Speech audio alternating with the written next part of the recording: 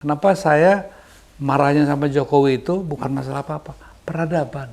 Peradaban kita sebagai bangsa itu dirusak. Bagaimana kekuatan ekonomi hanya digeser ke satu kelompok ras tertentu. Ini bahaya kan? Rasialisme dijadikan politik tameng mereka. Is this my people? This is my country? Gitu ya. Kok kayak begini ya gitu loh. Yang diutamakan adalah menyenangkan pimpinannya, bukan menyenangkan rakyatnya.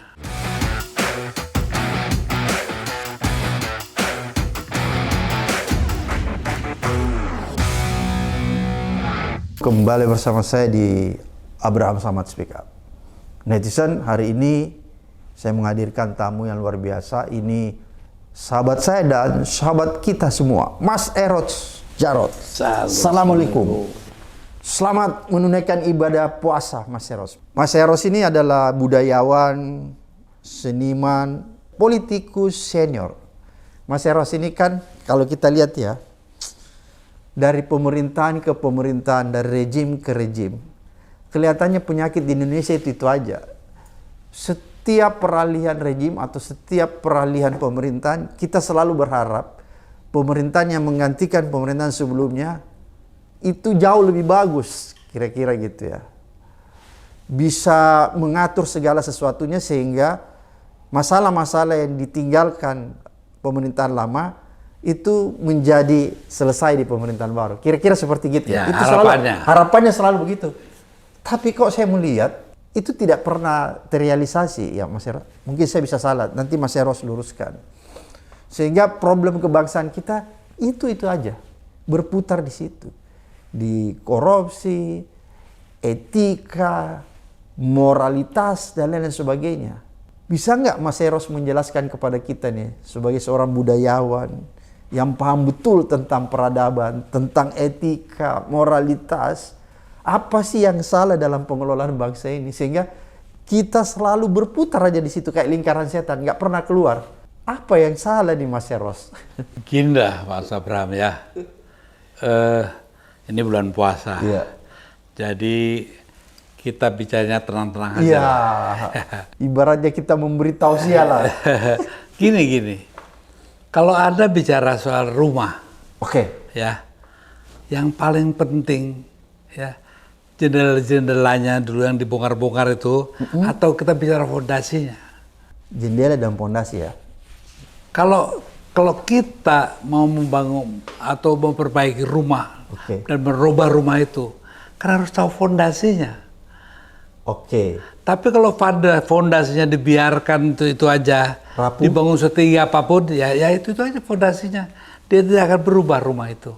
Ya kan? Artinya rapuh ya? Ya, bisa rapuh bisa nggak? Tinggal fondasinya gimana? Nah, fondasi yang ditinggalkan oleh pemerintahan yang sebelumnya memang juga sudah rapuh. Oke. Ya, jadi sejak awal itu memang sudah seperti itu. Seperti saya juga yang sebagai saksi ya, perpindahan antara rezim Orde Lama ke Orde Baru. Iya, betul. Kan fondasinya nggak berubah. Hanya ganti pintunya, ganti jendelanya, ganti gentengnya aja. Tapi rumahnya sama, fondasinya sama. Jadi tetap rapuh. Rapuh.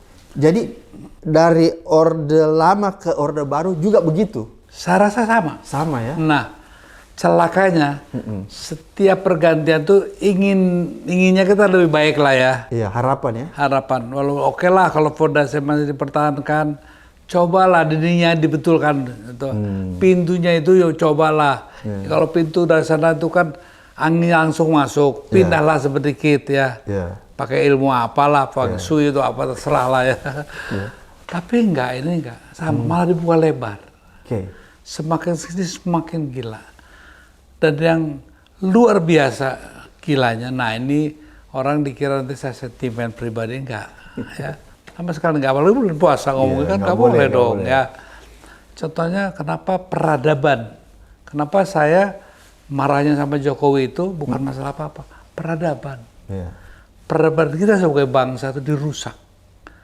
Meritokrasi enggak ada, ya toh. Apa aja semua dihancurkan lah ya. Etika dihancurkan. Etika, moral, semua menurut saya hancur ya. Berbangsa dan bernegara aja udah ada disorientasi kan ini. Oke. Ya, contohnya kayak gimana?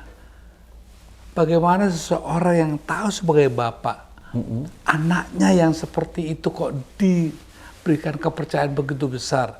Kalau saya mengatakan ini, seolah-olah saya merendahkan seseorang. Loh, ini kan masalah ada ukuran dan takarannya. Kalau baju kebesaran tuh ketahuan kok gitu ya. Seorang tailor, ngeliat nih baju kebesaran kelihatan kok. Kalau sudah baju, sudah baju kebesaran masih dipaksakan. Pertanyaan saya, apa itu? Inilah kan ngerusak yang namanya peradabannya itu antara lain. Ya. Jadi adab itu dihilangkan semuanya. Semua serba pantas saja lah ya. Jadi dipantas-pantaskan semua. Yang seharusnya tidak boleh pun lewat MK gitu ya. Ya udahlah, adanya dipaksakan di situ ya. Kemudian dan ini kan yang membuat semuanya jadi kalau sekarang ini kenapa jadi begini? Karena Prabowo juga nggak berani merubah dasar yang sudah saya bilang tadi, dipertahankan, bahkan malah kok kelihatannya bukanya kok pintunya kok semakin dibuka lebar ini gitu ya. Sehingga menurut saya kalau Pak Abraham tuh caught by surprise gitu ya, kok saya bilang kok aneh juga, kenapa mesti kaget seperti ini? Karena kalau itu tidak mau dirubah sama Pak Prabowo, mau ngomong apa aja, dia janji apa aja, nggak akan bisa. Ya. Dan terbukti kan, kita tunggu aja deh, hasilnya apa. Kan gitu. Ada nggak yang terubah dan dirubah? Ya itu aja lah. Saya juga mau mengambil kesimpulan yang negatif itu. Enggak ya, pertemuan bagus lah, setiap pertemuan. Bosnya Prabowo mendengarkan sokol orang yang terindikasi oposisi ya. Sebetulnya sederhana aja gitu kan ya. Sekarang dia ke Washington, kita nggak tahu loh. Kita mau apa nggak tahu. Ini tiba-tiba Bush juga ternyata pakai APBN. Nah gimana dong gitu kan. Jadi bagaimana rakyat mau percaya kan gitu. Saya yang sering dituduh, kalau saya ngomong kan, kalau kita rapat sering dituduh, seolah-olah karena saya temannya Bowo gitu kan, belain dia terus. Bukan belain, kita wajib waktu itu. Kan baru 6 bulan pertama haruslah, masa lu mau kita udah serang dia, nggak fair dong ya. Kasih kesempatan dia. Tapi setelah setahun lebih ini, saya mulai berpikir, ternyata memang hal yang sama, ya, yang lalu-lalu yang tadi dikhawatirkan, kok ke situ-situ aja lagi, akan terjadi lagi. Jadi ada yang menarik tadi Mas Eros katakan, orang mengalami disorientasi ya. Sepertinya gitu tadi ya saya tangkap ya. Kita bisa lihat jadi bukan saja di pemerintahan, di legislatif, yudikatif. Kita pernah ada kejadian di Agustus kemarin Mas Eros ya. Ada beberapa anggota DPR yang melanggar moralitas, mempermalukan rakyat sehingga timbul gejolak kan. Kemudian anggota DPR itu diberi sanksi gitu ya, diskor dan lain-lain sebagainya. Tapi kok tiba-tiba selesai masa skornya kita lihat kayak ada ketua komisi 3 itu diangkat lagi jadi ketua komisi 3. Bahkan ada anggota DPR yang tadinya juga kena sanksi tiba-tiba jadi hakim Mahkamah Konstitusi dan lain-lain sebagainya. Ini gejala apa nih Mas Eros? Ya, seperti tadi, karena memang tidak bergerak dari fondasi kebobrokan itu. Jadi fondasi bobrok itu dipertahankan. Nah kalau memang mau ada perbaikan, ya paling nggak digeser lah gitu.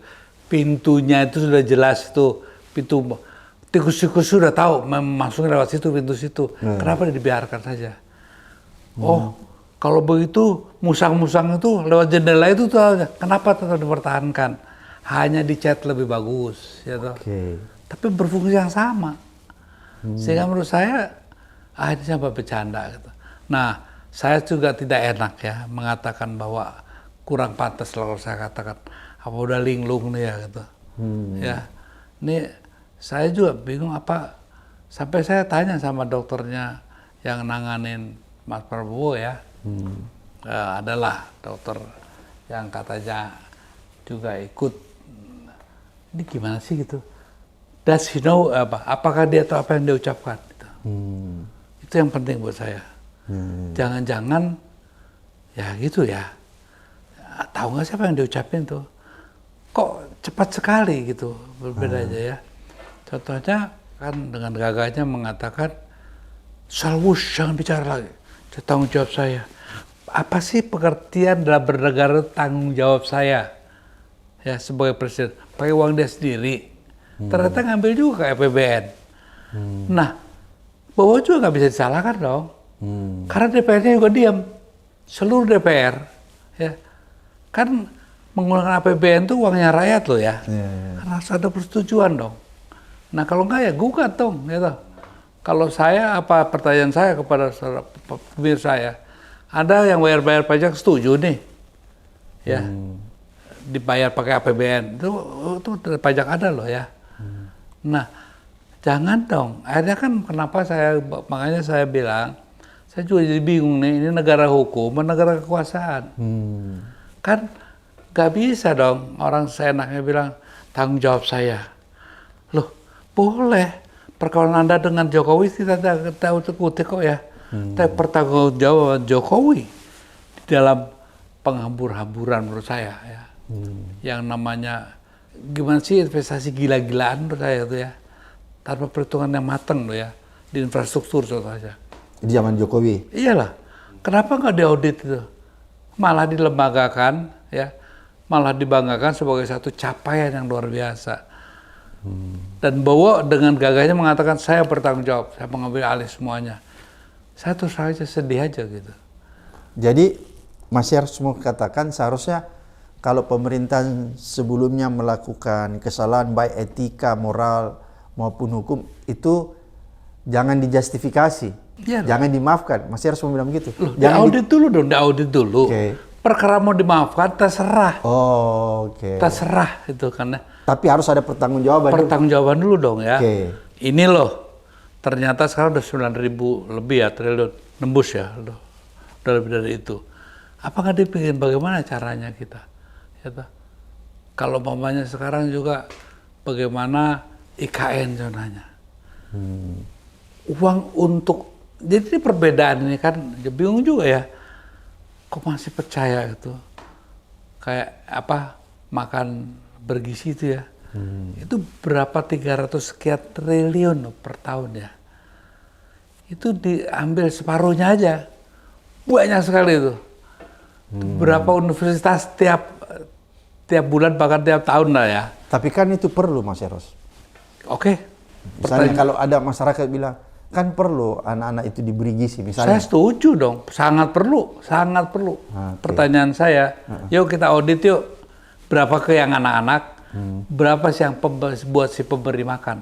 Jadi Mas Eros melihat bahwa sebenarnya makanan bergizi gratis ini, MBG ya, itu sebenarnya tujuannya bagus. Bagus banget ya. Iya dong.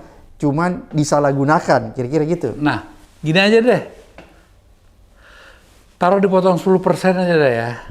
Ya, yang jatahnya berapa? 15.000 gitu ya. Jatuhnya ke sana cuma 13.500. Kan 10% tuh, ya. Sekarang kita audit dong. Jatuhnya ke tangan, kan banyak juga orang-orang yang bekerja itu, orang saya tahu gitu ya. Masih harus mau katakan bahwa pemilik dapur MBG ini adalah pejabat atau anak pejabat. Masih harus mau katakan. Saya nggak peduli pejabat, penjahat, saya nggak penting itu. Yang penting itu nyampe-nya ke. Nggak, kan tadi Mas Eros bilang, saya tahu tuh pemiliknya. Berarti Mas Eros tahu ya, ada pejabat. Ya beginilah, kalau kita kan memframe jangan pejabat ke pejabat. Yang penting itu prosedurnya ya.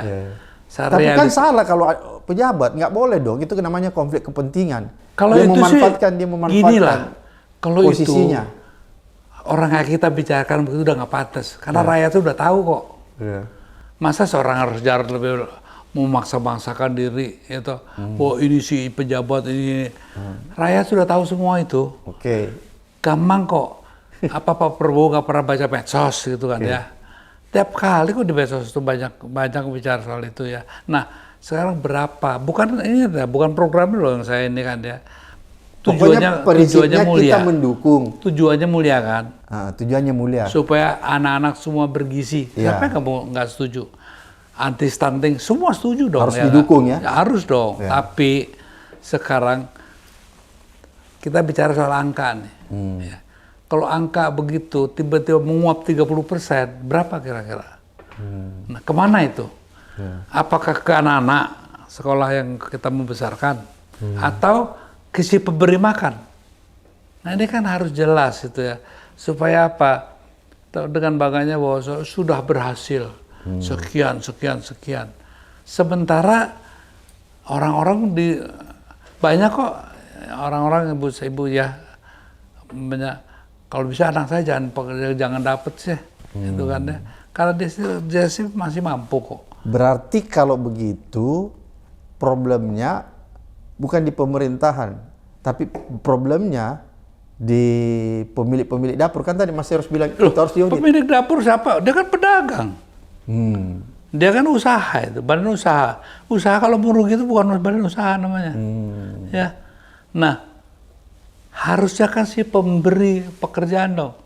Ya. Akuntabilitasnya kan harus ada dong dari sananya. Berapa nih ke sana? Tapi kalau sudah jelas-jelas yang masak itu cuma dapat berapa. Tapi kan begini Mas Eros, saya potong dulu. Walaupun pengusaha pedagang ada namanya etika. Iya. Dia nggak boleh melanggar etika dong. Emang, kan gitu ya? emang masih ada etika di sini? Ini kan nggak normal. Jadi di Indonesia ini sudah tidak ada etika. Udah nggak normal menurut saya. Kenapa? Ya, yang hitam mengaku putih, yang putih mati tertindih. Saya kan pernah bikin lagu gitu ya. Jadi memang susah gitu ya. Bayangkan seseorang yang kita anggap ini orang pengacau, dihadiahin bintang tertinggi di Republik Siapa ini. itu Mas Eros? Ya banyak lah. Nggak perlu kita tegas-tegasin lagi. Mas Eros ini dalam bulan Ramadan ini berhati-hati berbicara.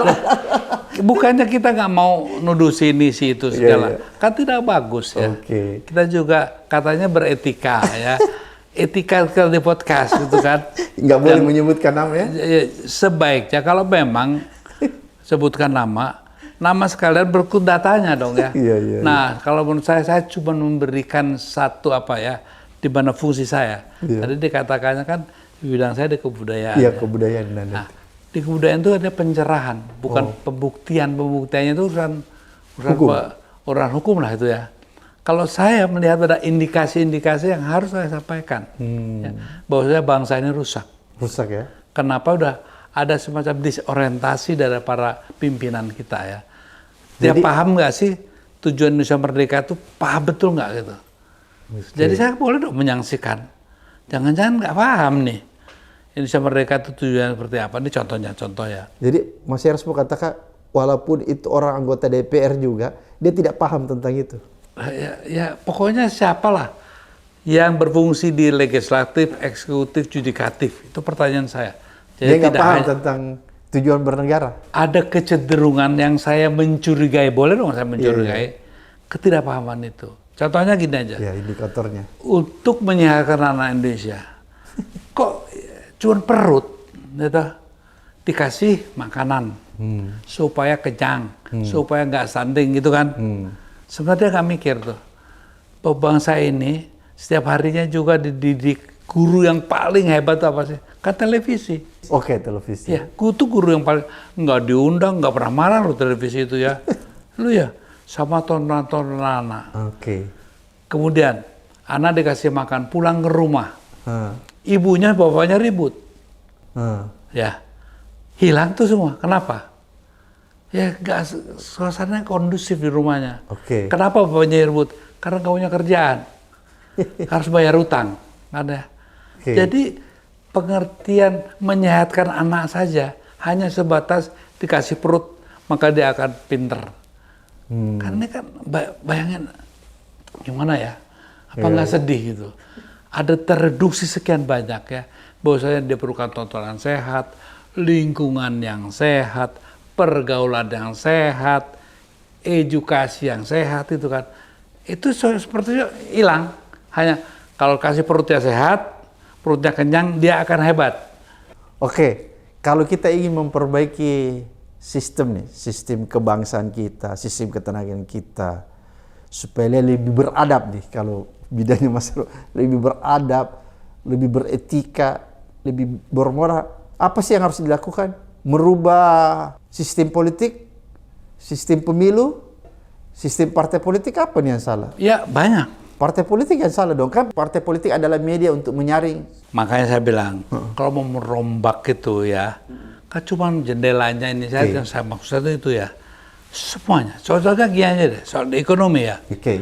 Bagaimana kekuatan ekonomi hanya ya digeser ke satu kelompok ras tertentu.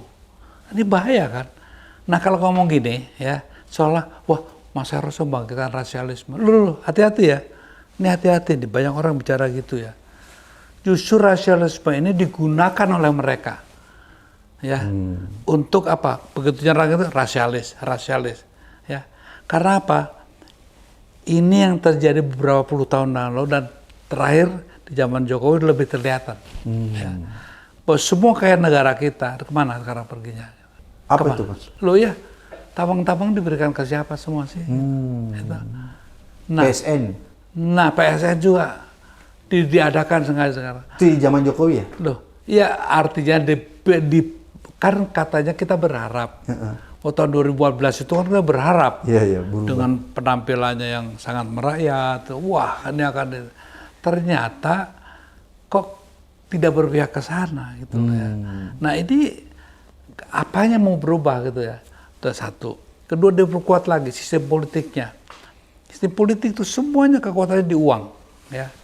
Uang dijadikan kekuatan segala-galanya, ya. Sehingga pemilu harus mahal, karena yang bisa membayar semuanya itu hanya orang-orang berduit. Jadi berarti yang bisa tembus jadi anggota DPR itu orang yang punya duit ya?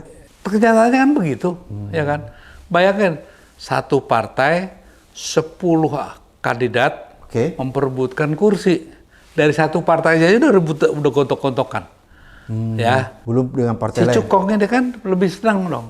Dia bisa biayai siapapun yang dia penginkan, gitu. Jadi berarti mereka sebelum terpilih ada cukongnya, Mas Eros ya? Loh, saya tidak mengatakan mana yang lebih bagus, proporsional terbuka atau tertutup gitu kan ya. Saya tidak masuk wilayah itu. Coba berpikir yang sehat itu ya. Bahwasanya sistem ini melahirkan para pemimpin orang-orang seperti itu. Kenapa kok banyak sekali sih kepala daerah itu yang terlibat korupsi? Karena ya tadi itu, kayak orang mau maju kan dia perlu duit ya toh. Nah dia pergi ke satu cukong, untuk kembalinya kan mau tidak mau ya kan, dia harus melakukan sesuatu, antara lain korupsi. Jadi kalau begitu berarti hampir sebagian besar anggota baik DPRD di tingkat kabupaten, kota, provinsi dan di tingkat pusat semua begitu prakteknya, Mas Eros ya? Main duit. Kalau bilang semua begitu, saya kan salah dong. Ya. Tapi kecenderungan bahwasanya uang bermain itu dibuka kemungkinannya oleh aturan main itu sendiri. Jadi kita bukan orang-orangnya lagi yang penting ya, tapi sistemnya ini loh dibuat sedemikian rupa. Begitu juga contohnya, lihat para konglomerat, kalau ada masalah soal tanah aja, kita cobalah. Kita kan negara hukum, kita selesaikan pengadilan. Sementara pengadilan semuanya sudah dibayar, sudah dibeli sama dia. Berarti hukum kita sudah dibeli ya, Mas? Loh, itu kenyataan kok. Ini kenyataan. Mau bilang enggak. Kok sampai ada ya? Sekarang saya nggak ngerti komisi yudisial itu kerjanya apa, nggak ngerti saya.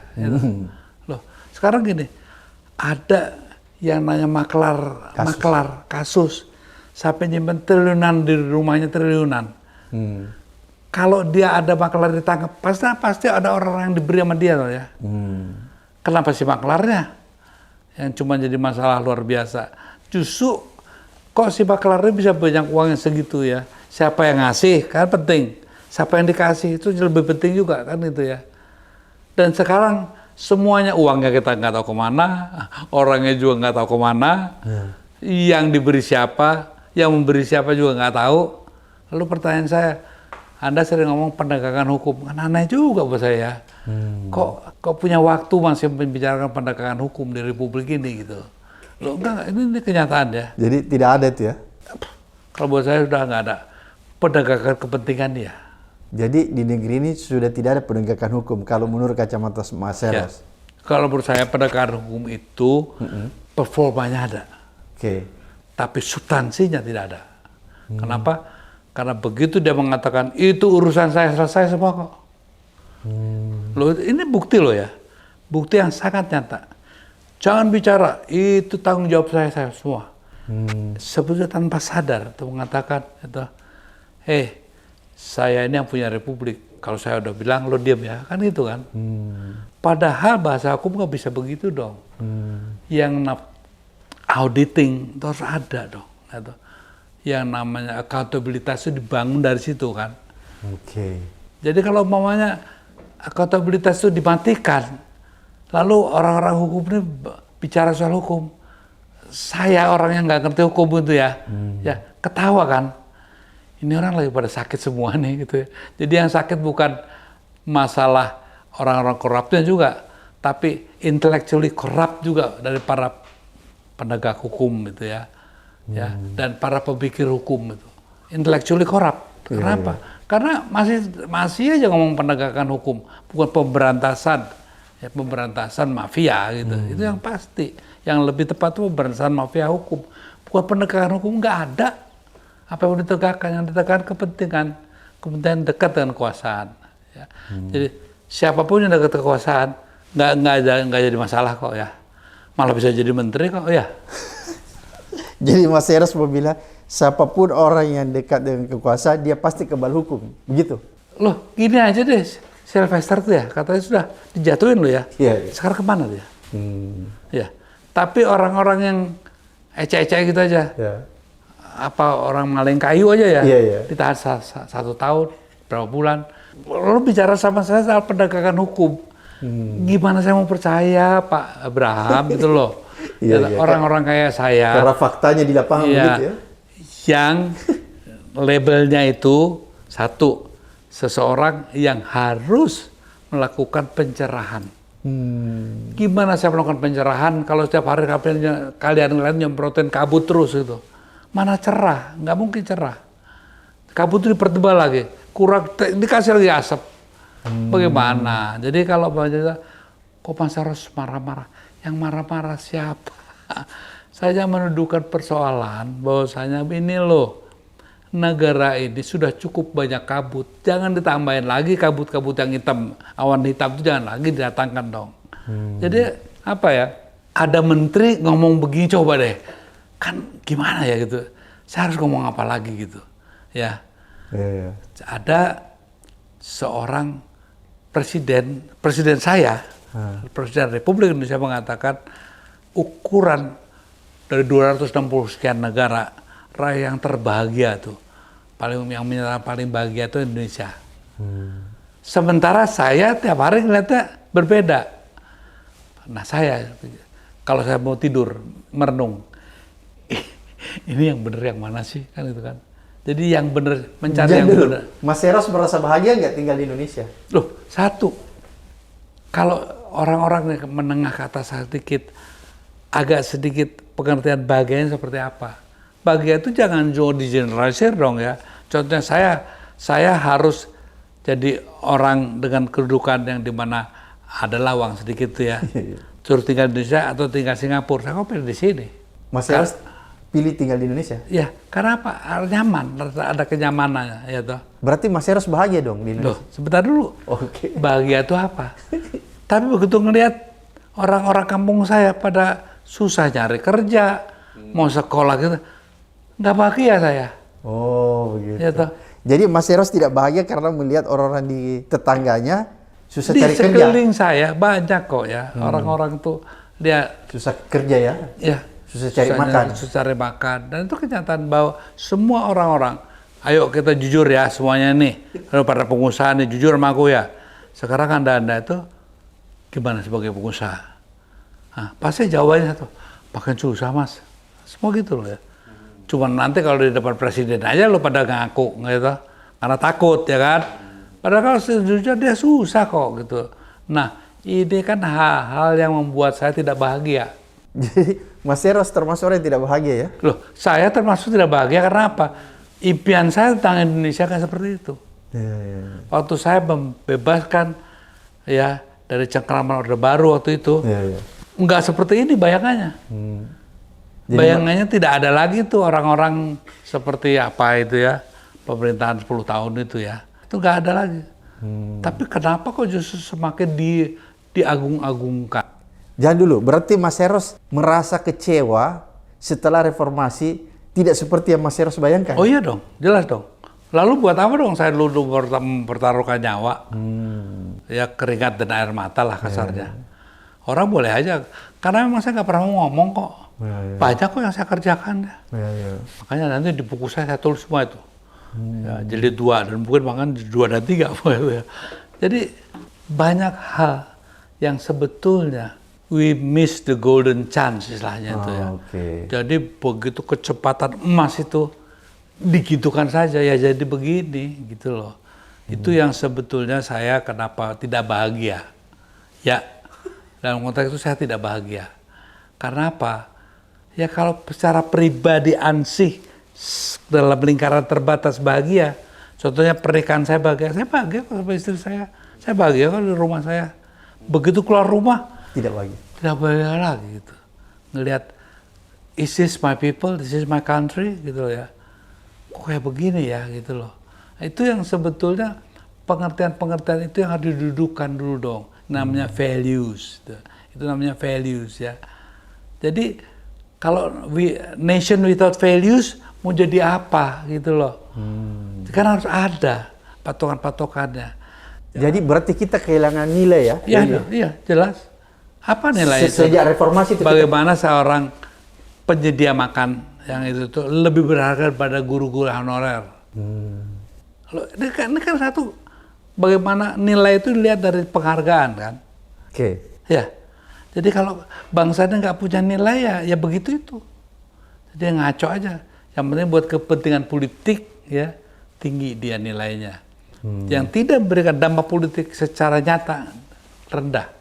Buat saya tuh Bung Abraham, you sering-sering dong itu ya. Nih, my dear Menteri Sosial, kebetulan saya dekat ya. Sering-sering lah lihat di daerah itu ada ya guru yang dibayar tuh 300.000 satu bulan. Mas sudah kasih tahu nggak temannya Menteri Sosial? Dia dulu sangat baik gitu. Sekarang tapi kupingnya menjadi kurang baik. Kenapa? Karena jadi pejabat. Jadi pejabat kupingnya pada nggak baik nih. Ya, tiba-tiba perasaannya hilang. Empati. Ya, karena apa? Yang diutamakan adalah menyenangkan pimpinannya. Bukan menyenangkan rakyatnya. Bayangkan ya sekarang itu. Saya tanya si Andi baru pulang dari Aceh ya. Gimana Ror? Gue mau bangunin tuh. Itu kayu-kayu aja bekas-bekas gue mau ambil nggak boleh. Pada takut gitu ya. Rakyat pada takut loh pakai kayu-kayu itu. Kenapa? Karena ditungguin. Ada petugas. Bahwa ini kayunya sih itu. Lo kalau beli kayunya sih ini kan udah merugikan. Ngerusak lingkungan. Tuntut dong gitu ya. Tapi jadi harusnya kejadian kemarin itu harus dituntut ya. Di Sumatera dan ya harus di Aceh dong. ya. Masa ada kayu jalan-jalan sendiri gitu kan. Kan nggak mungkin itu kayu-kayu yang udah dipotong ada nomornya lagi ya. Catetin dong nomornya itu, tuntut. Sampai hari ini belum ada orang yang dituntut oleh kejadian itu Mas ya? Ada nggak pertanyaan saya? Ada kan yang di bidang hukum? Ada nggak gitu? Ketua tidak ada class action gitu ya. Itu saya bingung saya juga. Nah di samping itu Anda bicara soal nilai, kan pusing. Orang ini nation without values gitu kan. Itu yang membuat saya sedih.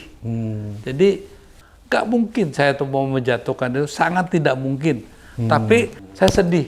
Tapi kan keburukan ini bukan cuma berasal dari pemerintah, ada legislatif, ada yudikatif. Loh iya, makanya saya bilang kan tadi itu. Rakyat itu udah nggak percaya di lembaga 3 ini. Apa itu Mas? Ya, dari legislatif ada yang percaya Bang. Yudikatif sama yang percaya. Eksekutif saya yang percaya. Ini kan bahaya. Saya sedih. Kenapa? Saya takut sekarang ini seolah-olah pemerintah ini kok, saya kok selalu punya kesan gitu ya. Ini teman-teman saya di pemerintahan. Selalu begitu dia naik, dia merasa bahwa ini negara, ini punya dia. Ya. Dan itu bahayanya, bahwa kedaulatan tertinggi di tangan rakyat itu selalu hilang. Nah, bagaimana sekarang saya lihat ya, rakyat itu seperti dianggap objek ya, objek dari politik dia gitu. Ya politik kekuasaan lah. Nah saya ngeliatnya ini gimana sih gitu ya. Apa betul rakyat itu mau dipinterkan? Kalau dipinterkan caranya nggak begini gitu loh. Ya kan? Tidak mungkin dengan suasana di mana, maaf ya, penjilatan itu ya, menjadi satu pijakan dasar dari para pejabat ya, itu mengerikan buat saya. Gitu ya. Etika ya. Ya. Konkretnya intinya bahwa kita kehilangan value itu ya. Ya, justru itu, ya. Anda juga penegak hukum, gitu. Cobalah, jangan kasusik gitu ya. Setiap kasus dibahas, bonggolnya enggak gitu. Nah, jadi menurut saya, contohnya kan terakhir juga bicara soal penegakan hukum. Ini buta kali ya semuanya nih. Emang setiap hari ada penegakan hukum itu, yang ada penghancuran penegakan hukum, kan itu kan ya. Nah, ini contohnya, sekarang ribut nih, KPK dilemahkan. Nah, sekarang yang melemahkan bilang, oh bukan saya kok itu kan. Jadi, aduh, gimana Siapa ya? tuh yang bilang gitu? Pak Jokowi kan ngomong gitu. Sementara dulu orang-orang kayak sampean gitu kan, temen-temennya, ini gara-gara kenapain kok undang-undang yang masalah KPK ini dilemahkan. Wah ribut semua. Itu. Sekarang ya dia mengatakan tidak, diam aja semuanya. Ya tuntutlah gitu. Maksud saya ada hal-hal yang jelas. Nah kalau kita ngomong gini, seperti aja dulu kalau kita ngomong Cina gitu kan ya, punya ribut rasialis kan itu ya. Padahal kita sedang bicarakan intinya, jangan dong seluruh kekuatan ekonomi kita ini hanya digelodorkan ke satu kelompok ras tertentu. Gak ada hubungannya, nanti kalau ke Arab juga kita pasti marah. Atau ke orang bule juga kita pasti marah gitu ya. Nah, tapi apa yang hebatnya mereka ini? Rasialisme dijadikan politik tameng mereka. Sedikit itu bilang, oh rasialis. Wah langsung tentara pada rasialis, SARA langsung disikat. Nah, mana pernah kita menyentuh inti masalah kalau gitu caranya gitu ya. Kalau saya bilang, saya juga anti SARA kok. Yang kita bicarakan ini para konglomerat bajingan ini loh.